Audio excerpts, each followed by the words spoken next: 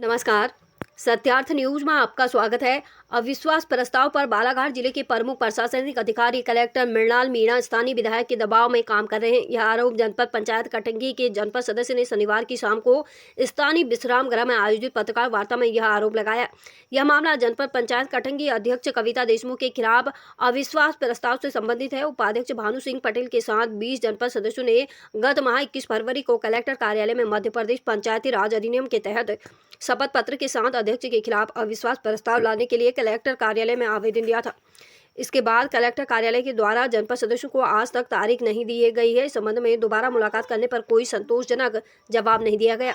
इस संबंध में जनपद सदस्यों ने आरोप लगाया कि अध्यक्ष के पति अरविंद देशमुख जनपद सदस्यों की खरीद फरोख्त में लगे हुए हैं।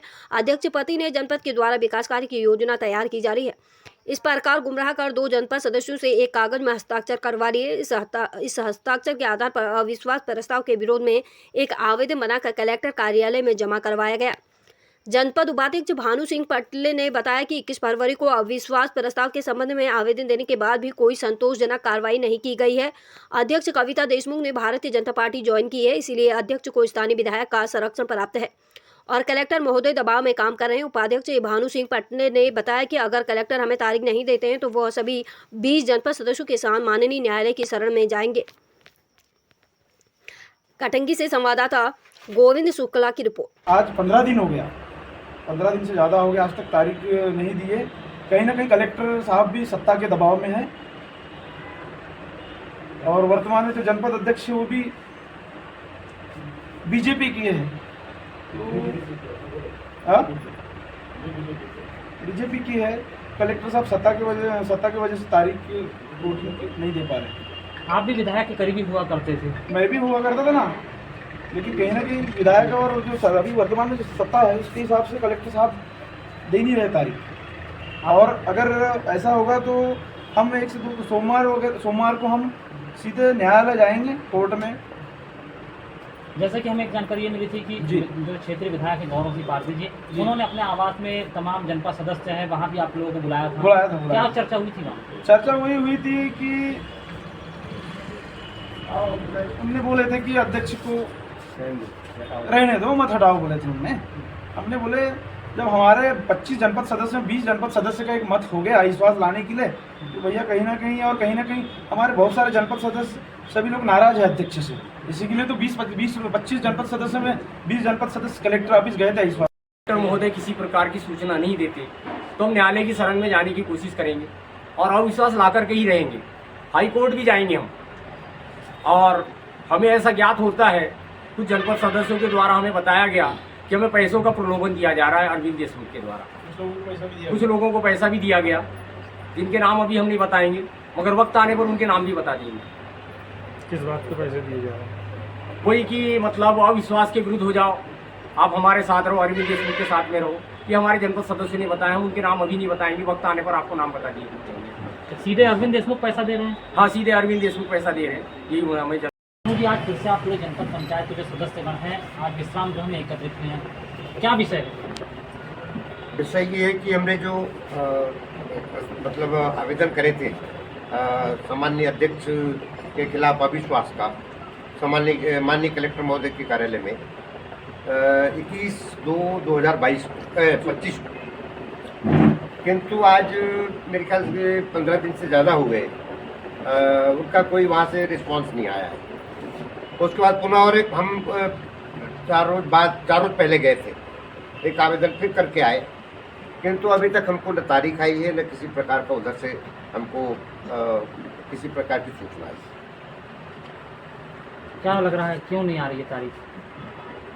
वैसा है कि हमारी जो जनपद है, जनपद में अभी अध्यक्ष जो है हमारे वो बीजेपी ज्वाइन करे हैं, तो हो सकता है यहाँ माननीय विधायक जी का कोई संरक्षण होगा उनको, या उनका दबाव समझ लो जा रहा होगा, जिस कारण वो हमको तिथि नहीं दे रहे। क्या आपको लगता है न्यायालय के शरण लेंगे? अभी विधायक जी के द्वारा तिरोड़ी में भाषण दिया गया कि अध्यक्ष किसी कीमत पर नहीं हटेगी, तो किस हिसाब से उन्होंने ऐसा कहा कि अध्यक्ष नहीं हटेगी? ऐसा है कि अभी हमारे पास हम 20 लोग गए थे आवेदन करने, हटाने के लिए, किंतु 6 लोग का उनने पुनः एक बार परसों दस्तखत करा लिया और एक कागज में कह लो या क्या लिखा था पता नहीं उसमें, और वो कलेक्टर महोदय को दे के आए हैं। तो हो सकता है उनको भरोसा होगा उन पर, 6 लोगों पर, इसलिए उनका दिमाग में आ रहा है कि हम अध्यक्ष नहीं हट सकते। कौन कौन है वो 6 लोग जिनकी आप बात कर रहे हैं? 6 लोग में से 2 लोग तो अभी हमारे पास बैठे हैं। 6 लोग हैं अपने राउत जी, एक वो पेकाड़ी वाली कैसा वरकड़े मैडम, वहाने जी वर्तमान में हमारे साथ है, जिनमें सिर्फ प्रताप परिहार की मिसेस हमारे साथ नहीं भी जनपद सदस्य है। तो इस संबंध में आपसे कलेक्टर साहब से क्या चर्चा हुई? कलेक्टर साहब को कल फिर गए थे हम लोग, तो कल उन्होंने बोले कि भी आपका तो आवेदन आ चुका है। चर्चा हुई, क्या चर्चा हुई पूरी? और मैं विस्तृत से बताता हूँ। हम 21/2/2025 को पहली बार 20 लोग मैं शपथ पत्र के कलेक्टर साहब के यहाँ हमारी अध्यक्ष श्रीमती कविता अरविंद देशमुख को हटाने के लिए आवेदन करके आए थे। कलेक्टर महोदय से उस समय चर्चा हुई थी हमारी, तो कलेक्टर महोदय ने ये बोला था कि 5-6 दिन के बाद 2 या 3 सदस्य आके पुनः मिल लेना। उस बीच हम 8 दिन के बाद पुनः गए थे मिलने कलेक्टर महोदय से और कुछ कागज भी देके आए थे। उसके बाद हमें जानकारी लगी कि कल हमारे अध्यक्ष पति अरविंद देशमुख जो हमारे कुछ जनपद सदस्यों को बरगला कर एक कागज में साइन करवाया और बोला गया कि भाई आगामी कार्य योजना के लिए आप साइन करो। हमारे जनपद सदस्य बोले वाले थे, उनने कार्य योजना के नाम पर साइन कर दिए और वही कागज अरविंद देशमुख ने कलेक्टर महोदय को ले जाके दिए।